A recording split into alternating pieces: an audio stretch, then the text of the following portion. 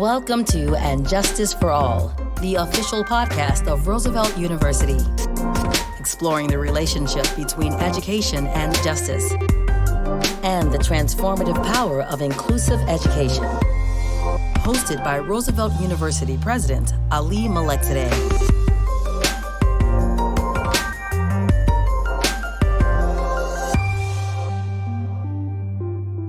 McDonald's has been recognized around the world for its commitment to diversity and inclusion. The company earned a perfect score in the Human Rights Campaign's Corporate Equality Index and was ranked one of the top 50 places for minorities to work by Fortune magazine. This is thanks to the leadership of Patricia, McDonald's former Global Chief Diversity Officer. Pat is a Roosevelt alumna and chair of the Roosevelt Board of Trustees. After 41 years at McDonald's, Pat returned to shape Roosevelt's future and mentor the next generation of students. Now, Pat joins me on the podcast to talk about her career journey, her work with the Board of Trustees, and mentoring Roosevelt students. She also offers her perspective on how the university can continue its legacy of diversity and inclusion. Enjoy the conversation.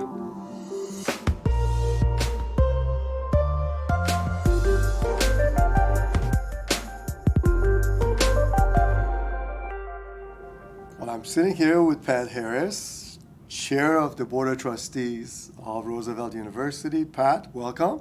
Thank you. We're going to have a conversation, and we're going to learn lots of secrets about you and your amazing life. Oh, I can't give away the secret sauce. It sounds like you've been working for McDonald's and the secret sauce already.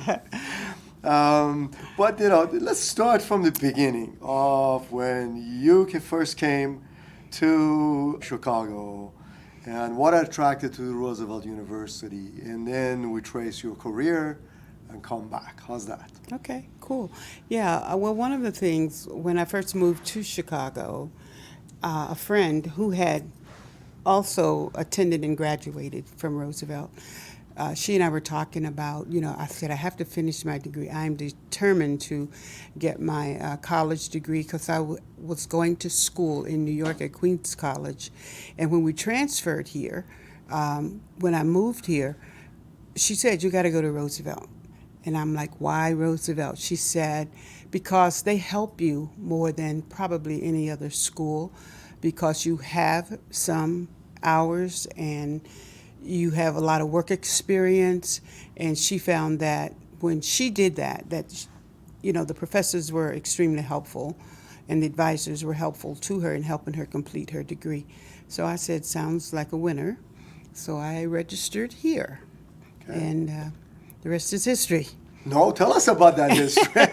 How long did it take you to finish your degree? Oh my God, it was like seven years or something like that. Okay. Yeah, persistence. I was persistent. I was working in Oak Brook.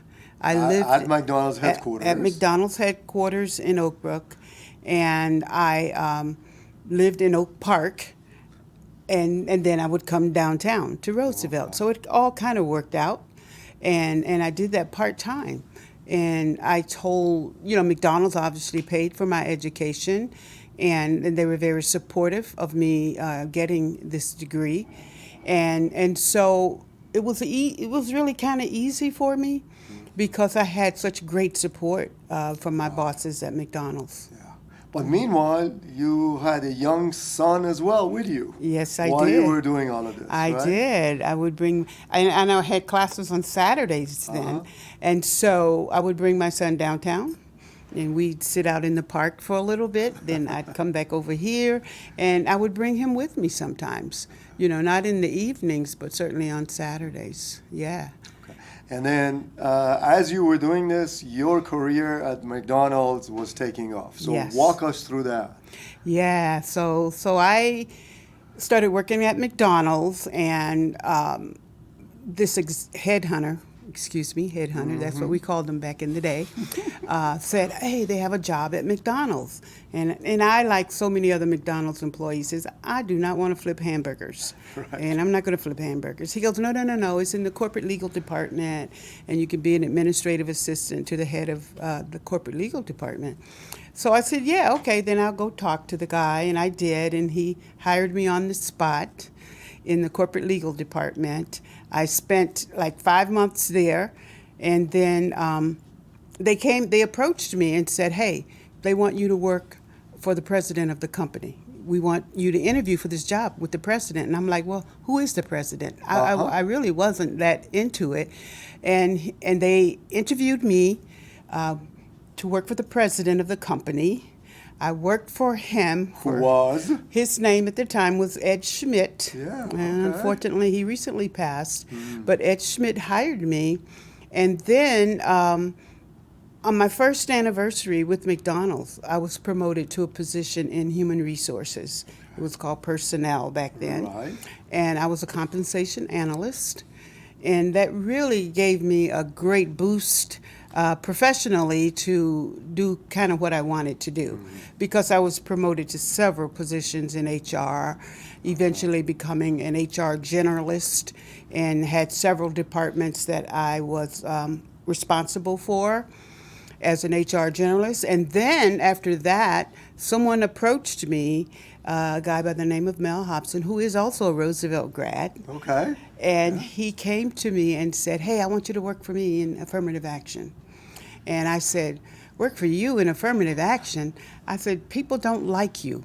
But the reality is they liked him, but they didn't like the work that he was doing, called affirmative action. It had a bad name. And so I said, okay. I talked to some of the other folks, the president of the company and others, and they said, no, you're the right person. You should go support Mel. You should work with him to help us move the needle on this. And I did. And so as Mel and I worked together for a number of years, he became ill, unfortunately, but I said to him when he came back and he was well, I said, I want your job when you're ready to retire. Good for you. I said, I want your job. And he said, well, let's get you ready for that. Right. So he actually mentored me. And eventually he retired, and they promoted me to his role. That's great. And I became, the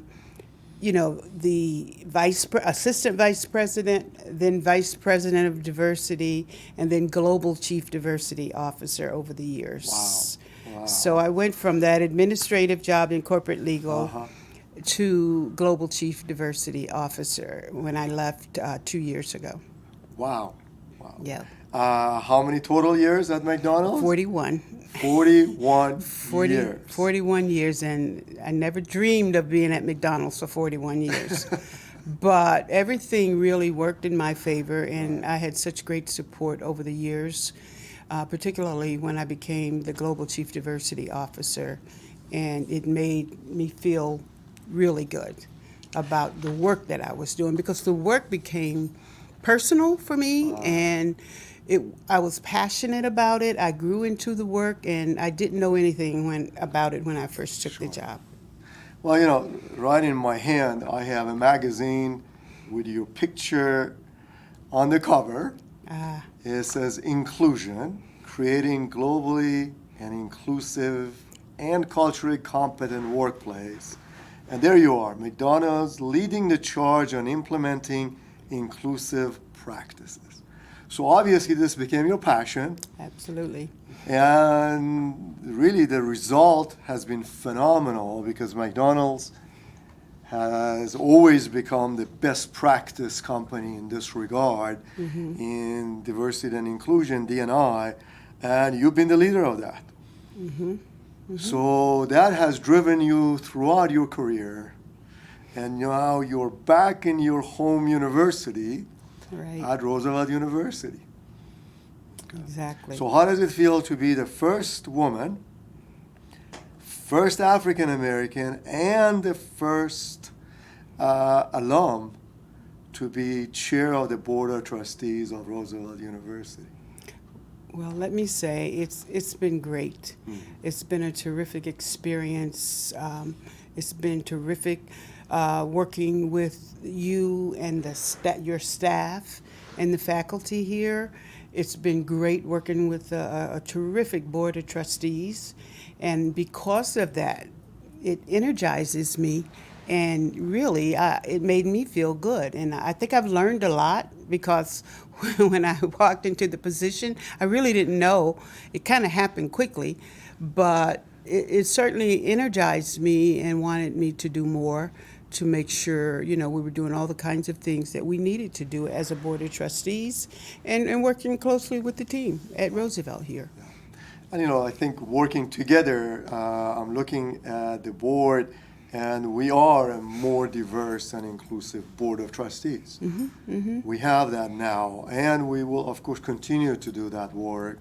So obviously, you've been spearheading that effort, and it pays off. It pays Absolutely. dividends for the university. One of the students, Alex. Okay. So Alex and I got together in my neighborhood in the West Loop, and we talked about diversity. He wanted to better understand it. So when I go back and looking at all that I desire to happen at Roosevelt, Alex he puts it in place for me. He is the one, because I think he wants to learn more about diversity. He's writing a paper on diversity and inclusion. And I felt so good because we connected. And now we have a relationship. We committed to continuing this relationship.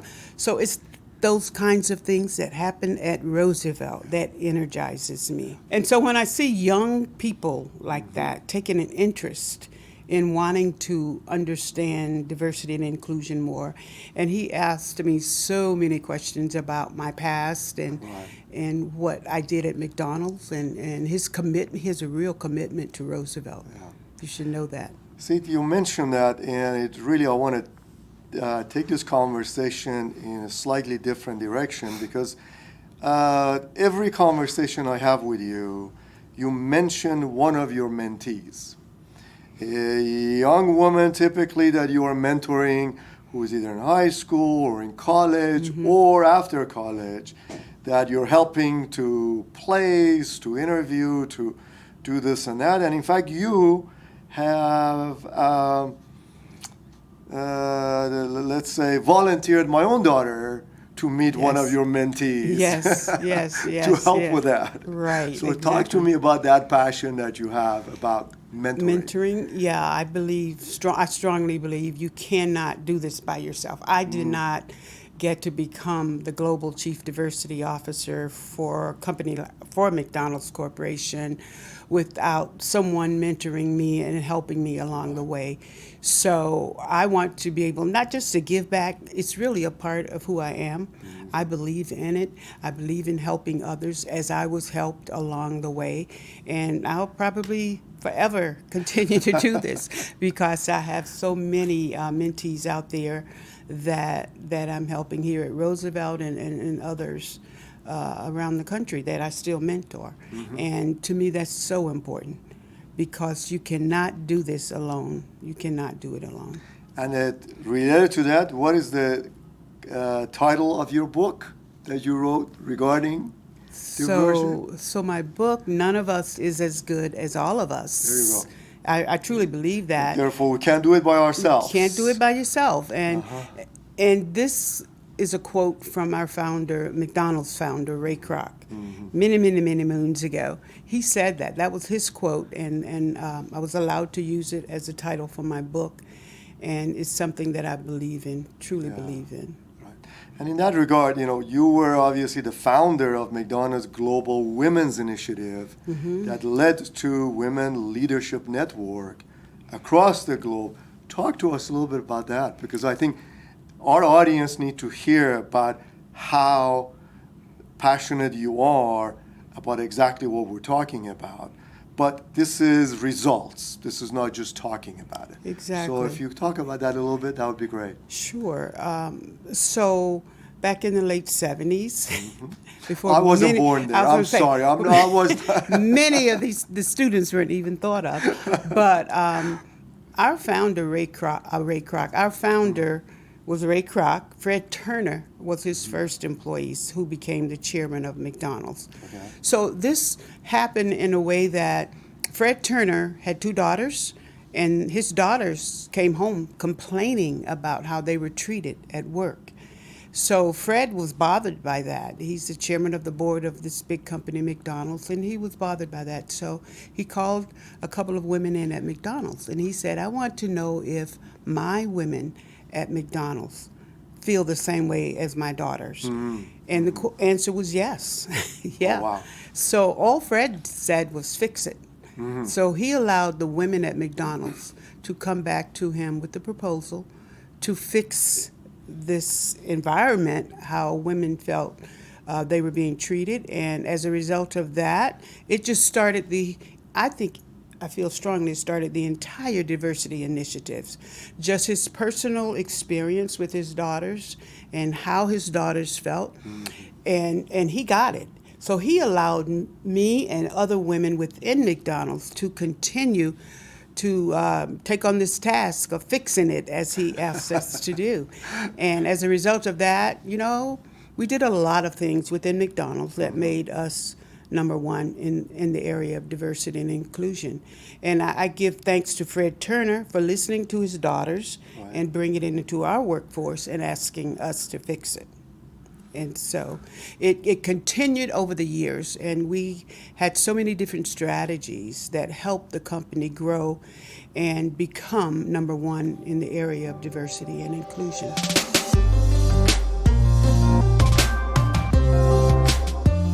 You're listening to And Justice for All, the official podcast of Roosevelt University. So, the Women Leadership Network has won global awards for effectiveness, and, chances are tens of thousands of women are participating and have been participating. Absolutely. This network. The women over the years, I traveled the globe to institute or start up women leaderships networks globally. And that was a big part of my job. And the women in certain countries, they weren't ready. They weren't ready, but, we talked to them. And as over time, it became, real in all of these countries who never thought that women would speak up or would participate. Right. And we had tremendous support from our leadership. And that's where it starts, just like with Fred Turner. It starts with the leadership, and the leadership around the globe supported our Women's Leadership Network globally. Wow. Well, as you know, about 65% of our students at Roosevelt are women. And therefore, we have to make sure, first, this is an inclusive environment. Correct. So just on the gender side, besides race and diversity and so forth. And then we have to make sure that we have programs that gives everybody, including the women, the self-confidence to continue and succeed. So, from your perspective, what is the future for Roosevelt University? Are we going in the right direction, and what else should we be doing? I think that, first of all, it starts at the top. You're at the top, and you are at the top. You work it down. I report to you. Well, that's true. And I think as long as leadership gets it, it starts at the top with leadership, and leadership support, and leadership's commitment, and holding others accountable for making diversity a reality. And we often talk race and gender, but there are so many dimensions of diversity that we have to explore and understand. So to help Roosevelt grow, understanding all of the dimensions of diversity, to me, is critical. And so we will continue to do the kinds of things through our council to make sure that we are doing what we need to do here at Roosevelt. Because we have different needs, and we'll never match all of the dimensions. We can't do everything, but I think we will continue to stretch to make it a reality here as well, because we're doing all the things that we should be doing right now. Good. Now, you and I have been in front of the students where we have said, look, look at your to your left, look to your right. Everybody is diverse Yeah. around you. Yeah. And you have to make sure that you take advantage of this environment, a safe environment, where you can have a dialogue to with your classmates and others who are different from you. Right, right. Okay? We are a very diverse environment and university, and that's been our legacy with social justice. Social justice, exactly. So having these conversations, I think, is important. I think we need to encourage our students to communicate more with each other about their differences, to better understand each other. I think the more we can do with that, the better it will be for all of our students. So I encourage more conversations, open, honest, and candid conversations about differences, even beyond race and gender. Right. And one of the conversations that I recall, just an anecdote, is there was an African American student whose mentor was a white family, okay, who probably hadn't had African American friends. Okay? And they lived in Nebraska. And, through the years, because of this young woman, they got to know each other extremely well. And I was so gratified that, 2 years later, she told me that, yeah, I'm invited, and my family are invited to his home for Thanksgiving. So they started to have a friendship. And then a year or so later, both families came to commencement when she was graduating. Yeah, And the attitude was, our student is graduating. And they were Right. all sitting together, right. and it was okay. Yeah. When we have those dialogues, When we when we have the give them dialogue. the opportunity. Yes, yes, and the experiences. And I'm sure that they shared different experiences because they probably came from different backgrounds. So let's talk about what that means. Right. And I just encourage our students, to not be afraid to talk to each other about our backgrounds and about our experiences, because that only helps us understand each other more. Right. And that's what we have to do. Yeah. We can talk about diversity and inclusion with you for another 3 hours. I know that. But let's go to one other passion that you have, which is tennis.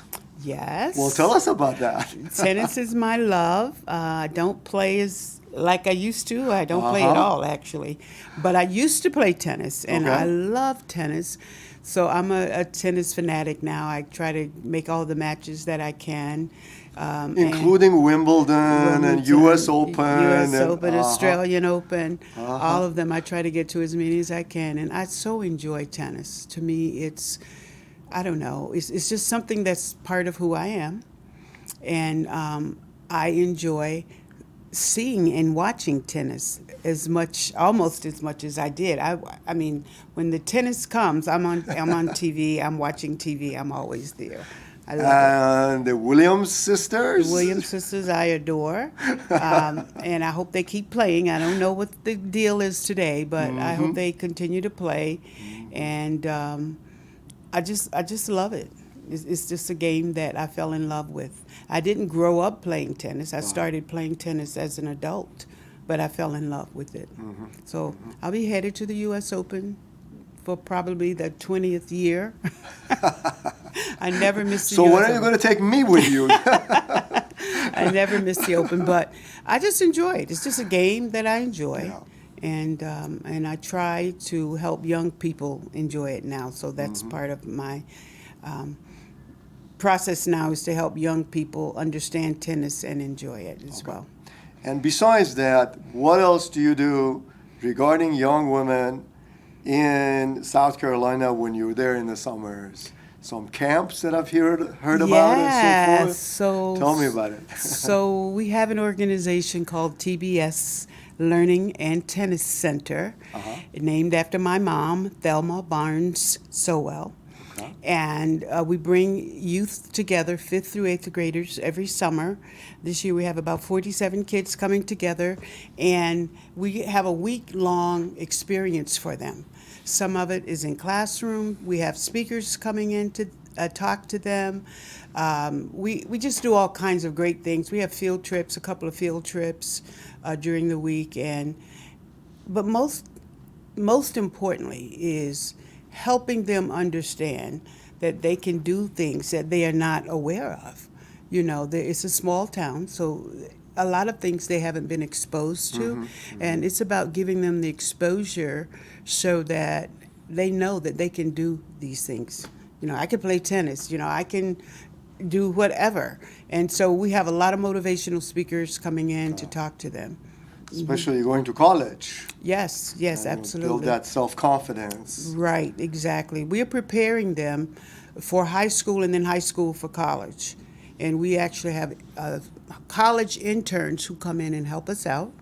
And we have high school students who have been in the program. They've graduated 8th grade, and they come back and act as mentors to the young kids in the 5th grade through 8th. Again, you're mentoring young women, you are building their self-confidence, and then continue the mentorship throughout college and then later on so that they are successful. Right. So tell us a secret that nobody knows about you.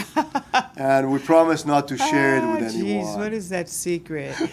I don't know. I kind of tell my story all the time. All my secrets are out, and people pretty much know who I am. They know I'm from this little small town that has less than 1,000 people, and I left at the age of 16 and returned to help them, to really give back to the community. And so most people know that about me. They know I'm the youngest of 11 children, and that's all relative, youngest of 11. Most people know that. And so I was the baby in the family, and most people know that I have a son, adult son, and then I have a wonderful granddaughter that I cherish every day. She's amazing. And she's my star, and but very close to my family. Yeah. My family means probably more than anything. Yeah. And what are the ambitions of your granddaughter now? Well, she's in graduate school. She's just finishing graduate. She finished graduate school actually in Savannah. Okay. And now she's preparing for her PhD program. Another graduate school. Yes. Okay. Yes. And she would like to be? Oh boy.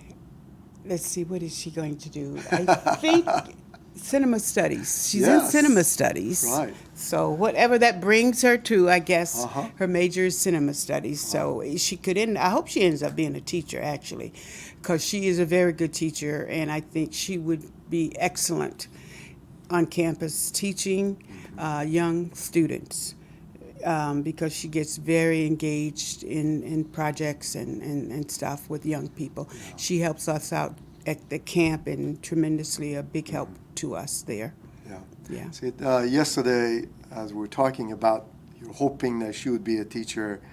I'm so gratified that all of us are in the education business. Calling, vocation. Right. Certainly more than a business. Right. And yesterday I was talking to a very, very successful business leader who said, I deal in real estate, I deal in health services, I deal with lots of different segments of the economy, but I'm always gratified when I deal with universities because of the special things you all do. Right. Okay? Exactly. And there was a team sitting around the table, and it felt really good to get that kind of affirmation, because typically there is this bias out there, hey, these folks in the university, who knows what they do, and so forth. But those of us who are inside and are doing the work know it's about the young people. Absolutely. And giving them the opportunity for their American dream. Absolutely. And that is what it's about, the American dream. And I think when I look at my small group of 47 kids and the transformation that I see within 1 week, we need good teachers. We need teachers to spread that love and understanding among our young people. And I think they want it, they want it. We just have to, push harder and help them out. And remove the barriers. Remove the barriers. excuses. Exactly. Like, I don't have the money to go to college. Right. Which we typically hear. Well, there are scholarships available. There Exactly. are grants available. Exactly. If you have the will. Exactly. And I love the thought, like, young people like my granddaughter would think of teaching, because I think we need a lot of these young people teaching these young people. And I'd like to think that that's one of the things that's on her mind. I know she loves presenting, and I think we need more young people in this space of education. Right. Yeah. Well, as we come to sort of a conclusion of our discussion, I want to remind you of one of the major mistakes that you have made. Okay. Okay? Because you chaired the search committee that hired me. So I'm hoping one of these days you get it right. No, I think we got it right. I got it right. We got it right. So we appreciate everything that you do for this university, because this is one of the greatest universities out there. And I forever tell people that. And I think that as you continue with your team to do the kinds of things that you're doing, it'll just continue to be bigger and better. So I thank you for all that you do, and I'm glad we picked you. Oh. You create so much work for me, Pat. And then you go to your tennis tournaments. Yes. And here we are. No, I'm really grateful for you to spend the time with us and have this conversation and share your thoughts. And again, your success, both on the board and at McDonald's and as an alum, really makes us all proud. Well, thank you. Thank you. But I have to give a shout out to the Board of Trustees. Yes. Because none of this would happen. It's all of the board members, the trustees coming together, thinking about what's best for the university and how we can better support you and your team. And to me, that's our job. That's our job, to kind of give you what you need. And I have to say, the board is tremendous, and just some great members. RU alums and those who are not RU alums have been just tremendous support for me throughout the years. No, and that makes my job significantly easier when there's a supportive board that focuses on the mission of the university. Absolutely. Helps all of us. Absolutely. Okay. Well, thank you so much for your time. Well, thank you. All right. Appreciate it.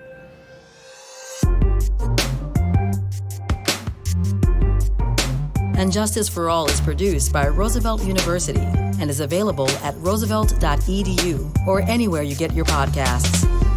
The music for And Justice for All is written and produced by Jesse Case. Thanks for listening.